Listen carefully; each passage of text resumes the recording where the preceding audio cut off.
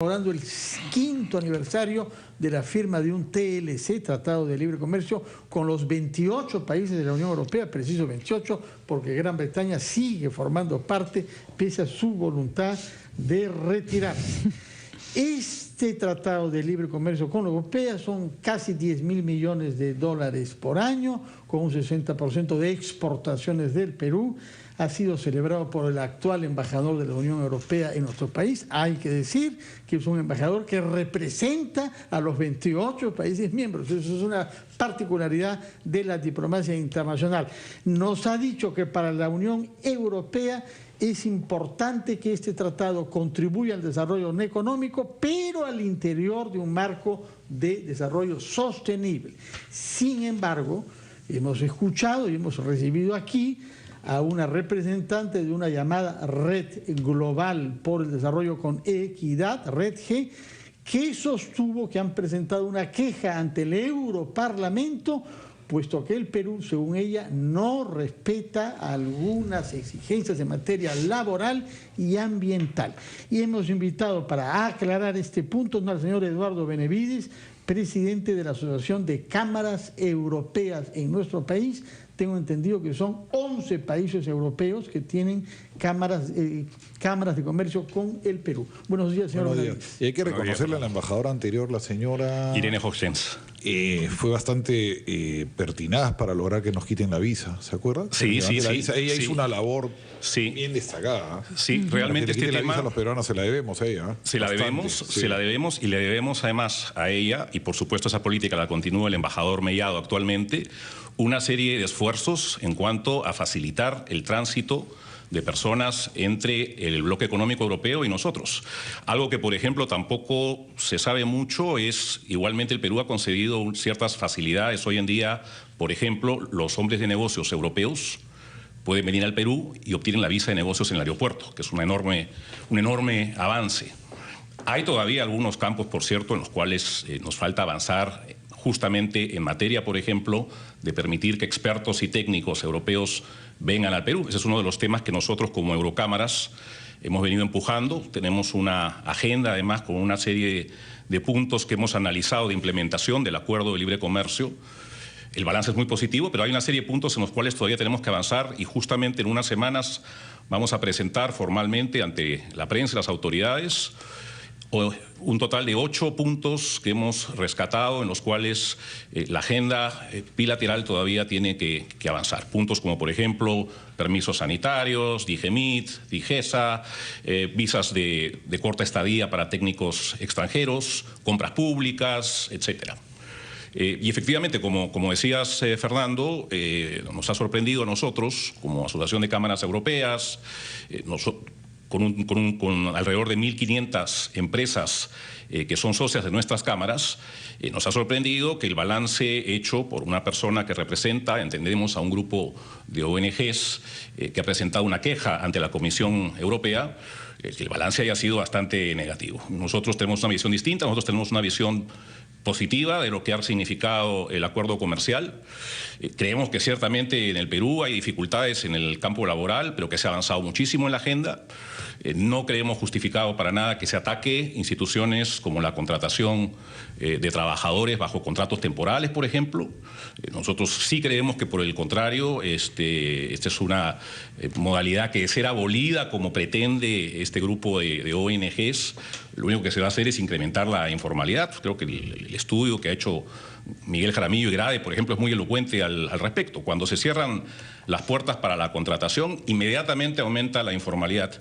Y curiosamente, uno de los ejemplos que se pone en la queja de las ONGs contra el gobierno peruano por incumplimiento del acuerdo comercial, uno de los ejemplos que se pone es justamente lo que ocurrió en Malvinas el año pasado y el caso de estos chicos que murieron en un contenedor. Eso se pone como ejemplo de que el Perú no respeta las normas laborales. Y ese es un clarísimo ejemplo, todos lo tenemos claro, de cómo hay condiciones de trabajo en el mundo informal, en el mercado informal, que son paupérrimas. Contra eso justamente se dirigen los acuerdos comerciales. Porque los acuerdos comerciales lo que hacen, y eso lo podemos ver hoy en día 5 años después, es incrementar la inversión extranjera, mejorar las condiciones de trabajo, mejorar las condiciones de cumplimiento de normas ambientales, transferir tecnología, transferir transferir know-how, generar un mejor clima de inversiones y eso... garantías institucionales también. Y garantías institucionales, por supuesto. No negocian con un gobierno golpista. No, de ninguna manera, ni con un gobierno que no tiene instituciones democráticas.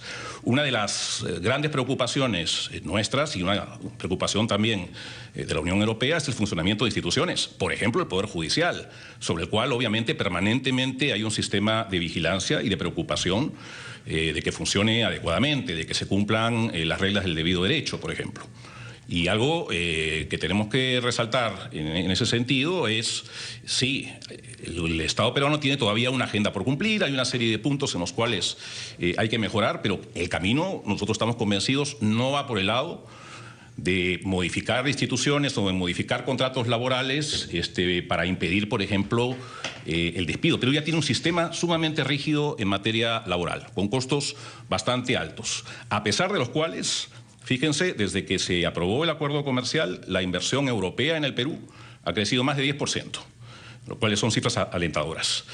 ¿Cuál es el control que se establece cuando uno hace un TLC con países europeos que tienen altísimos estándares laborales? Es decir, ¿qué pasa cuando Europa nos compra un producto? ¿Se asegura de que ese producto haya sido hecho cumpliendo todas las leyes laborales pertinentes? Sí. El sistema europeo tiene un sistema de vigilancia de condiciones laborales, como también lo tiene en materia de cumplimiento de condiciones laborales, de compra de insumos bajo condiciones de fair trade o de justo trato. Y ese sistema ha producido efectos interesantísimos en importantes regiones del país. Por ejemplo, es impresionante el crecimiento de las exportaciones de cacao en los últimos 5 años. No tanto café, pero por problemas fitosanitarios y por el problema de la roya. Pero cacao es impresionante. Y las zonas en las cuales ha trabajado la Unión Europea con sus técnicos, con los técnicos del sector privado también, en optimizar las condiciones del cultivo, el efecto que eso tiene en formalización de trabajo, en aspectos sociales, en erradicación de actividades delictivas es impresionante. Y hay zonas, San Martín, por ejemplo, en las cuales uno puede dar testimonio de que eso ha ocurrido. Esperemos, obviamente, que esto se extienda también a otras zonas. Pero, efectivamente, los efectos positivos del sistema de vigilancia europeo, que son sumamente estrictos, tienen una multiplicidad de resultados. En materia laboral es una sumamente clara.